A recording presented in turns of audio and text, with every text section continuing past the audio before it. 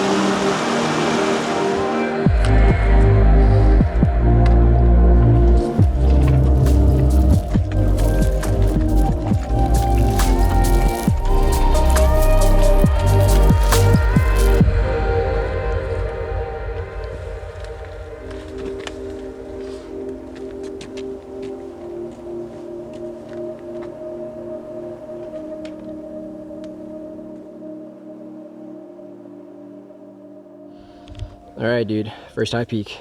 Yeah. Donaldson. We got Seward right over there. And definitely looking a little hazy.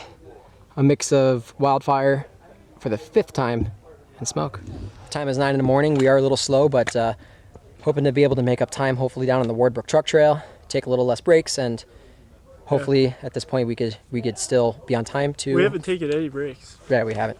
But gotta head over to the Santanonis next, which is way over there in the abyss.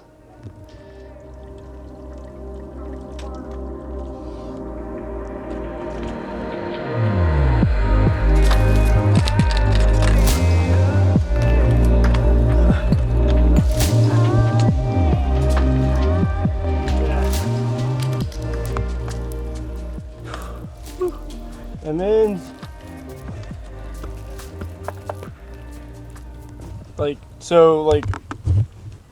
I'm kind of viewing it like how I was on the AT. Like, we're coming from town, coming from town was always a mental battle in of itself. And then, we're going to be more exhausted. We've done all this planning, so taking it easier maybe the first day and figuring it out later. That's how through hikes go. So.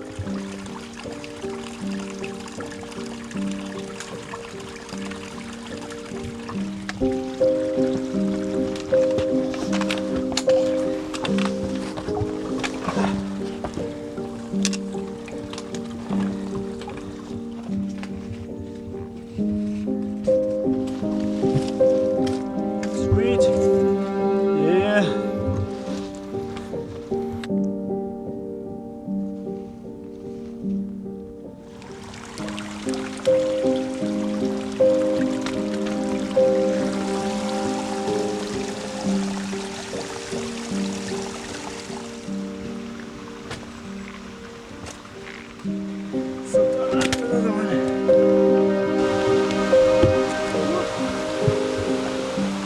Oh man.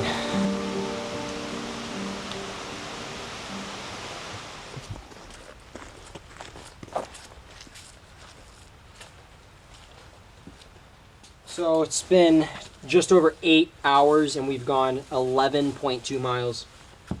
It's just been so slow going because of just the conditions, and I mean, we've been averaging almost a 45-minute mile pace. Like it's ridiculous. I've never seen it this bad. The whole summer has been nothing but just like Noah's flood, man. 40 days and 40 nights, and it's actually going to be raining here again very soon. We're going to take a lunch break here, late lunch, 2:30.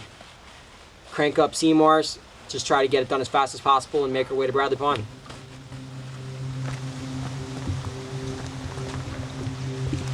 Yeah, someone did that as a trail marker? I don't know.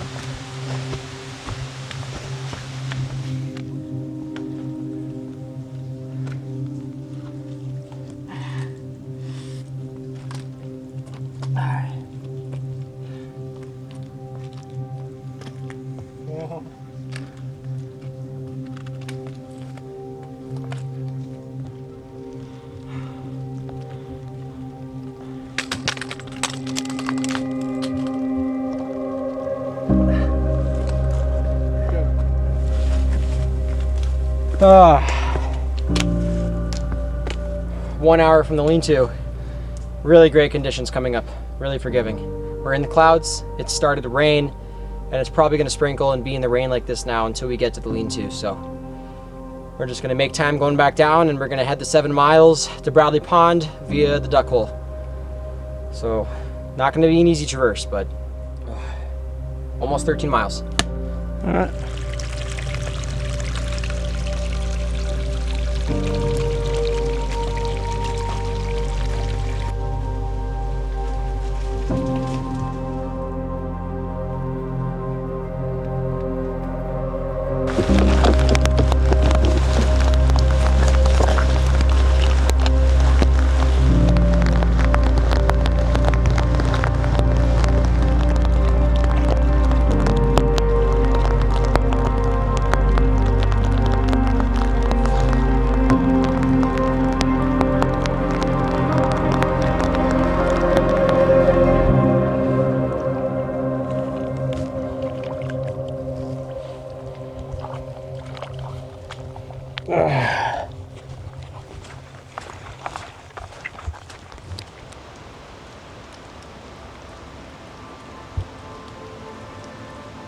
Yeah.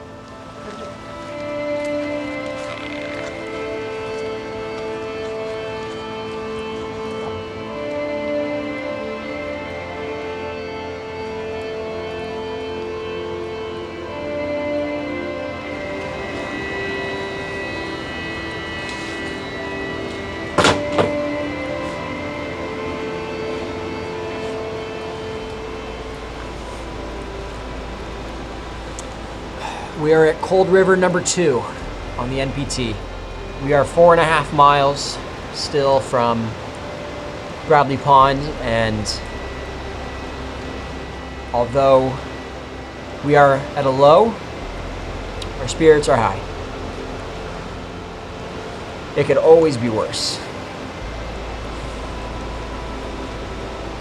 And on top of this, Noah's really hurt his knee, and we're trying to figure that out. Yeah, it hurts pretty much every step going downhill whenever I bend it, which is kind of a problem. It's like a shooting pain, but I still walking, still got the last couple miles in. We're gonna keep moving forward. Hopefully I wake up, hopefully I heal. That's all we can really hope for at this point.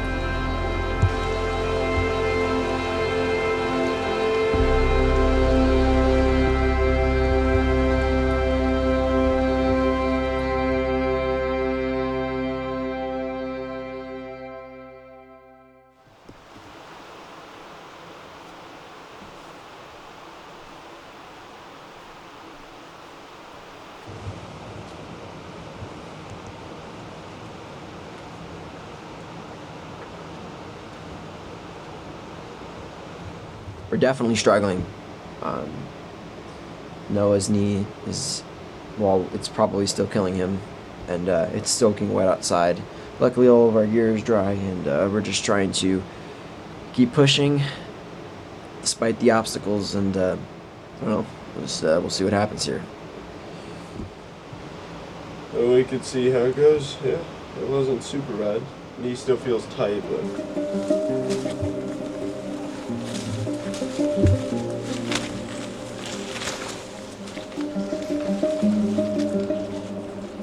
So here's what it is, like that, this little tiny step down, like when I bend like this, and I'm stepping like that, that hurts.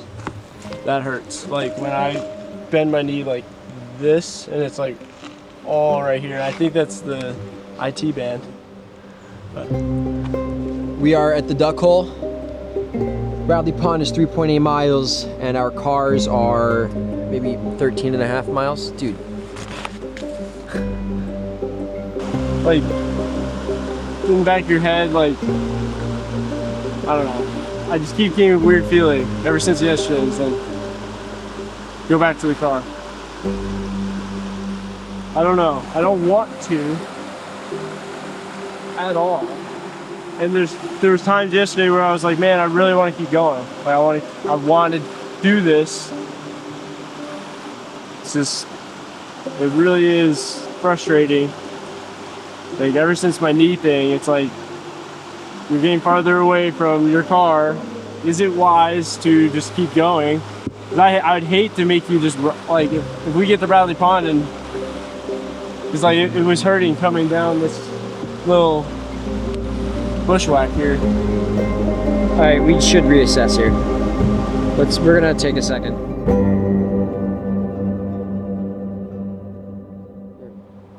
I mean, I do know there's a lot of things to be said in the world of athletics and pushing through stuff that despite, you know, the whole like you don't stop when you're tired, you're stopped when you're finished thing, right? Right. And it's like doing, you know, if one of the 10 days out here is a day that's like absolutely sucks, or a few of them, and it just like sucks, but you're just like, you know, having moments of high on other days.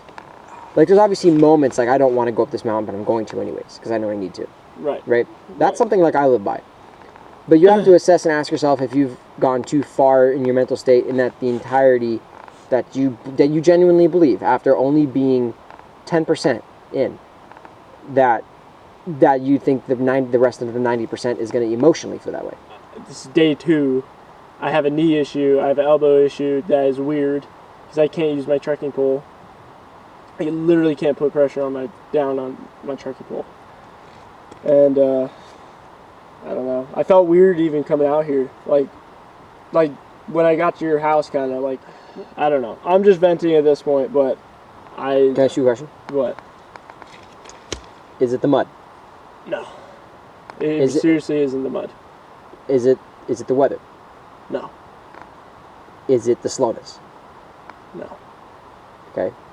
No, because we still accomplished a lot yesterday, and we can still keep going and make up the time. Yeah. But I'm telling you, since the conversation has come up where we're sharing our feelings, I'm letting you know, yesterday, all 4 of the mountains we did yesterday, there was not a single time when we were doing the mountains I was like, man, I'm glad I'm here. What if it was dry and sunny? The conditions didn't, because even on the AT, I actually loved hiking in the rain. I'm just being honest with you. And that's just how I felt yesterday. Again, I know you said this is my thing, and we are in this together. I don't want to experience all 46 mountains being miserable. Like that's just so sad because I still think you need to make the decision. I thought I wanted to. I think you don't want to make the decision, but I think you need to make the decision. Because I can easily make a decision for you. Because it's either A, I say we're going to keep going, and then you tell me that you just don't think we should, or I say fine, we'll walk back to the car, and then you're just going to accept it. I think you need to make the choice. I think you just need to make the choice. I think the choice is pretty obvious for me. Go back to the car. And that's just, it's sad. I'm not someone to be like that, but I'm being honest with myself, I really don't think it's smart to keep going. So. And I think I don't think anyone that would rationally be in a situation would disagree with you. I don't think anyone would say, dude, really? Why didn't you get going? Like, you're weak. Like, that's not what this is. It's one of the multiple factors of growth in the outdoors. And sometimes we need to stop something so that next time we can keep going. Yeah. You have to learn. And like I said, I've been in this situation not just once, twice, 3 times, not even just on the through hike, like the 46 through hike, like I have had to stop, and it's just part of the growth. Because if all you have is perseverance, then you're fooling yourself out of the other portion of growing from failure. Let's go back to the car. Yep. Always lead the way.